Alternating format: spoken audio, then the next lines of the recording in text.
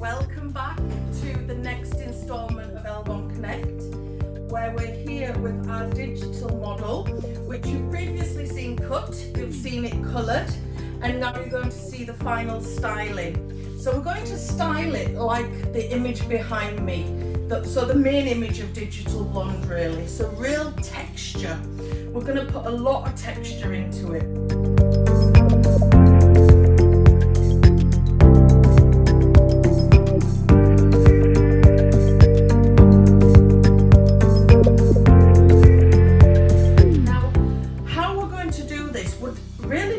On your client's hair. So as you'll have noticed through the previous lessons and step-by-steps, my model or my doll's head has very straight hair. So we need to get as much texture in there as possible to help to create this look. I think you'll agree the colour's looking fab, looking more like the image now. Very nice silvery blonde. So we're going to use texturizing products and we're going to use our hands. So the key thing for me today, working on a real straight head of hair to get as much texture in as possible, is working with my fingers. So utilising my product and utilising my fingers. So we're not going to use any brush at all. We're going to dry it on a very steady heat so that we can slowly manipulate the hair and manipulate it into more texture. So we're really working with it and pushing it against itself to create texture. So first of all, what I'm going to do is apply some texturizing products, but before I do that, I'm going to put some light drops through it. Now the reason I'm doing this is because we're working on bleached hair. So if we just go in with texturizing products, what's going to again make it rough and feel coarser, then on bleached hair it may be too rough and go a bit frizzy. So we're going to control it with some light drops. So we all are aware of light drops. If we're not, it is our serum with a very light hold, and it's just going to be there to moisturise. So moisturise the hair and the pre-lightened hair especially. And that way we'll get a more balanced effect from our product, what we're using on the hair.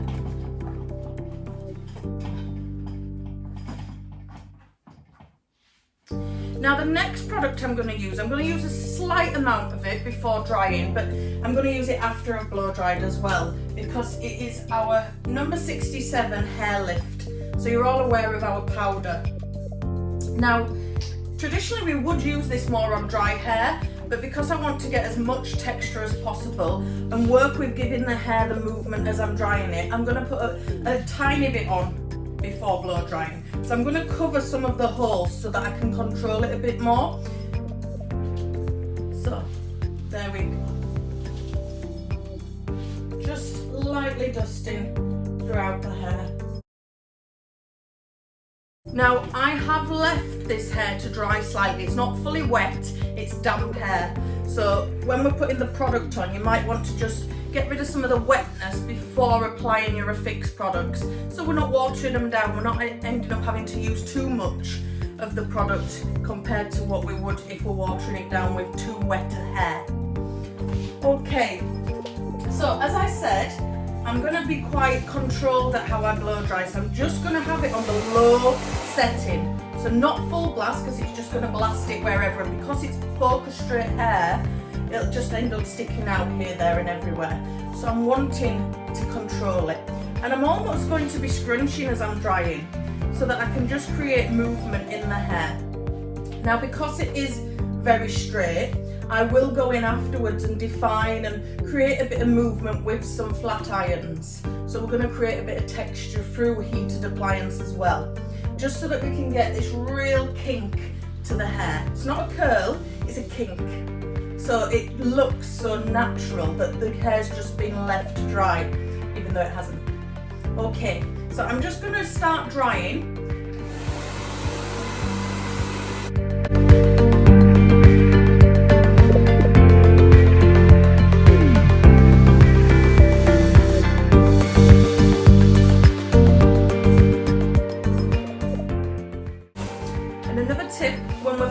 drying is work around the head. Don't concentrate too much heat in one spot all the time, because it will then dry in its natural form, so you can see how it's naturally going to set.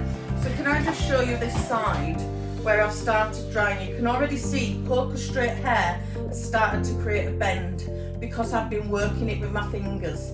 Utilise the tools what we have naturally. We don't always need a brush.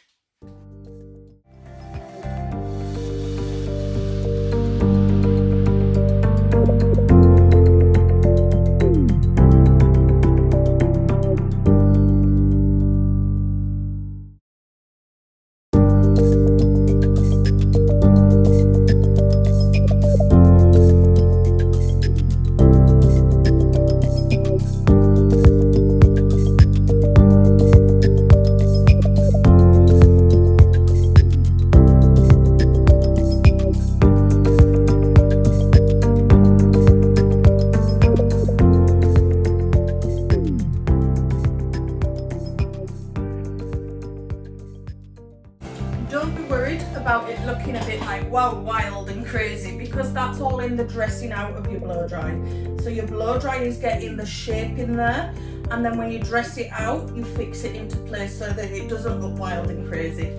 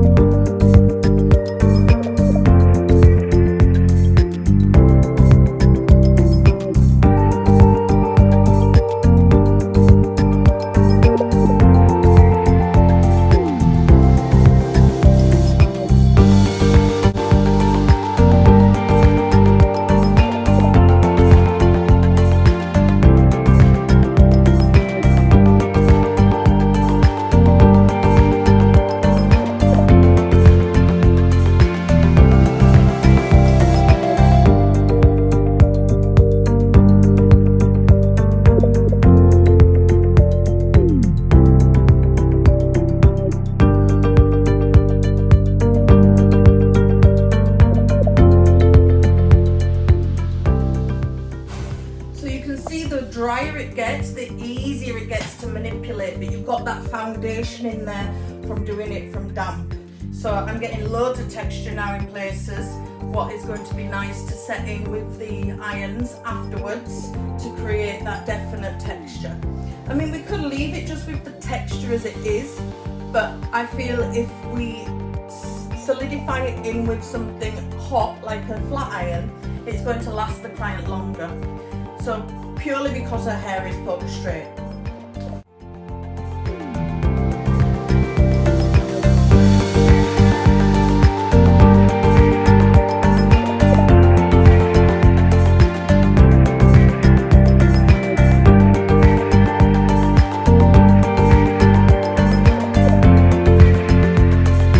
Okay, so now it's dry, and it's important that it's fully dry to do the next stage. We're going to then just solidify and clamp the iron, just the larger flat iron, onto each individual curl, so that when we're dressing it out, it doesn't just flop out the curl or the bend what we've put in. Now, we mentioned we're doing this with our fingers to create that. It's more of a trendy texture, a trendy bend to it. If we blow dried it with a brush to get that in, we're going to end up with a bit of an old-fashioned kind of what we traditionally call dolly blow dry, so a bend, and then we have to then try and make it look edgy, whereas we've got a better base to start with by finger drying it. So I'm going to start at the side. I'm going to leave the top section to last, because as we know, that's kind of the focal point of this look. And I'm literally twisting it as I did as I was blow drying it. So as you can see there, I've just twisted it, and then I'm just going to clamp. So we're just setting that twist into the hair for us then to dress out. And we just work round the head, work through our twists. So when I twist it with my fingers, I then push the hair back into itself to create a more looser effect, so that we've not got a tight twist. So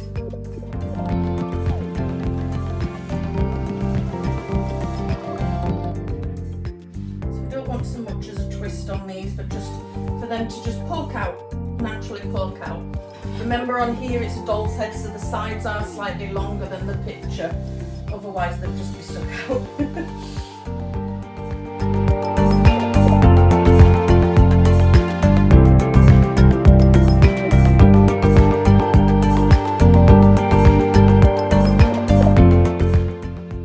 We should never style hair and leave it like that. We always should dress it out afterwards into place.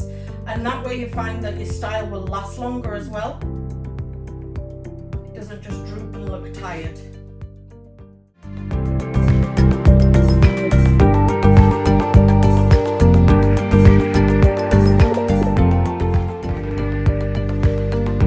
We all have them clients who've got poker straight hair and want curls, or the curly ones what want straight.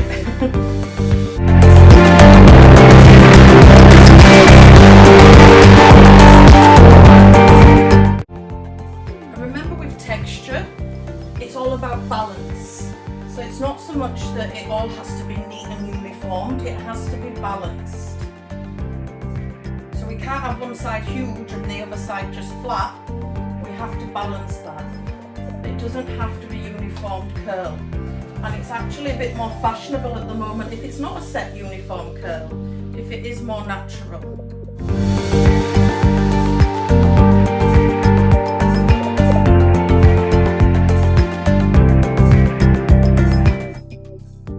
To maybe change somebody's texture and practice what you're doing when changing texture and the visualization, because it's really when our visual creative mindset of being a hairdresser comes into play when you're doing freehand work and not relying on brushes and things like that. You're relying on your eyes and your natural tools. And it's important to create nice texture with this haircut because it really shows the colour off as well. Having that depth at the root and then the sparkliness of the different blonde tones going through really comes out of itself with a textured result to the style.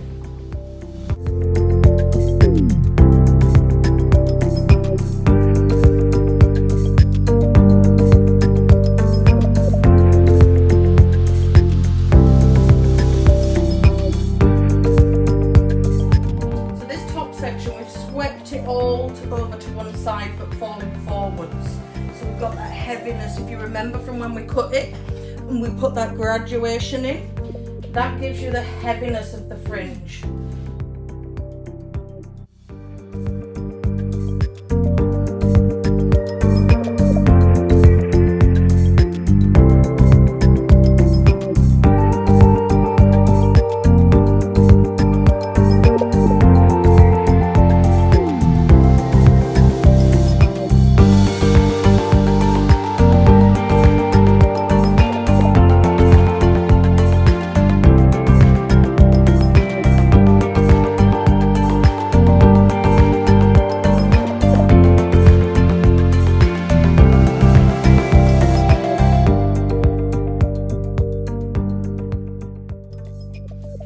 This is before I put any more product on.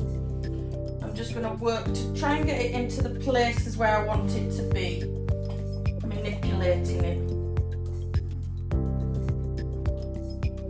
Obviously I can't tuck it behind like I'd like to, due to it having no proper ears, but we can work with that. We're used to it by now. It's been over a year that we've had to rely on this. So I'm going to put some more hair lift on, and that's really for me to get the texture and scrunch into it before I then finish with our final spray, which is the finishing spray, which is the gas-free one, so the flexible one, so that you can still work with it as you're applying it.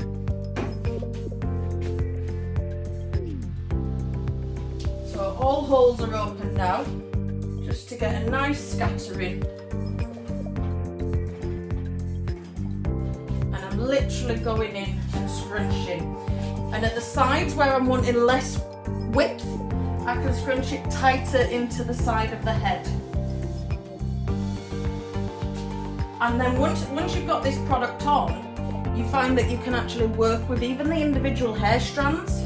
So we're working with them to nestle it into the head, and it makes it almost wiggy-like so that you've got that real texture.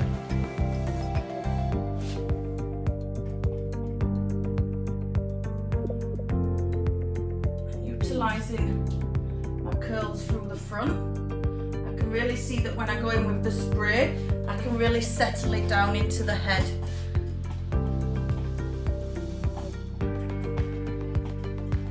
But we've got lots of texture in here.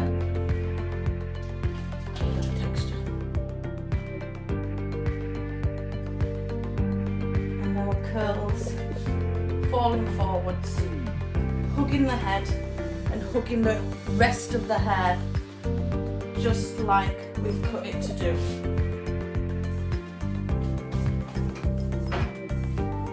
So, the gas-free spray.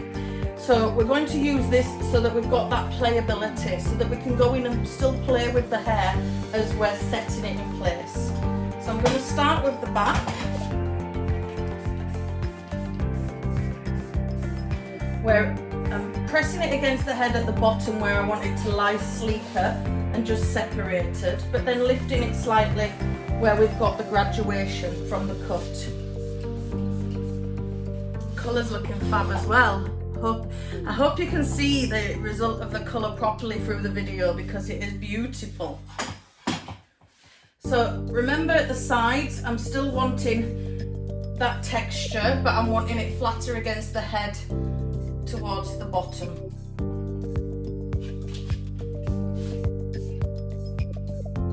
So that it really sets off the top of the head.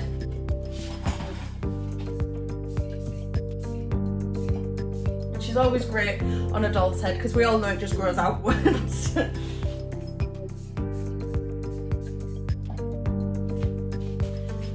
And then finally, the focal point, really tucking that fringe into, curl it across, and then the texture of the graduation from the fringe just falling forwards to meet it, giving that heaviness on top.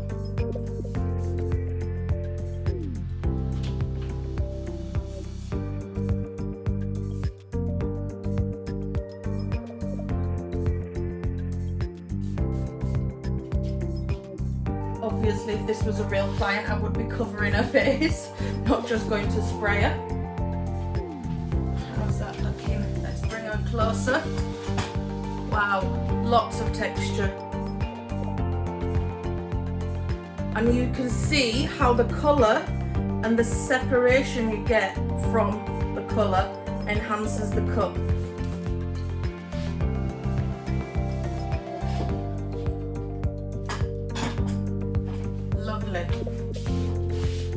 So from somebody what's got poker straight hair, we've really got a lot of texture gone into that.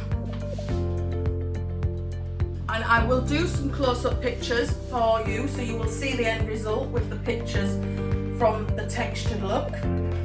But just to recap, we've worked on this model, styling-wise, more with our fingers.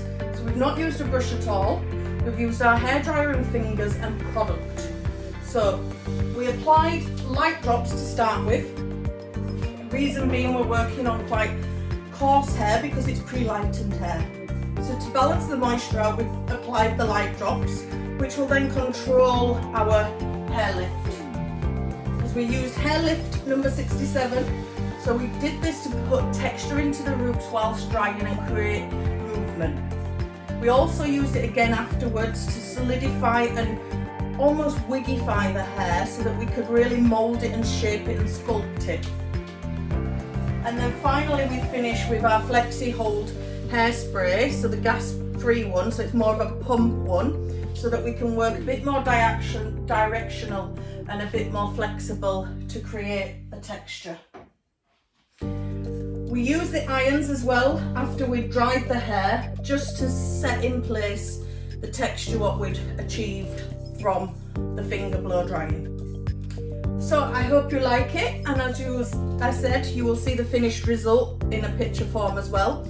Any questions, please do not hesitate to ask us as always, and we will be back soon, and you're going to see illuminating blondes step by step next. So I'm looking forward to seeing you all then, and until then I will wish you goodbye and stay safe. Take care. Bye.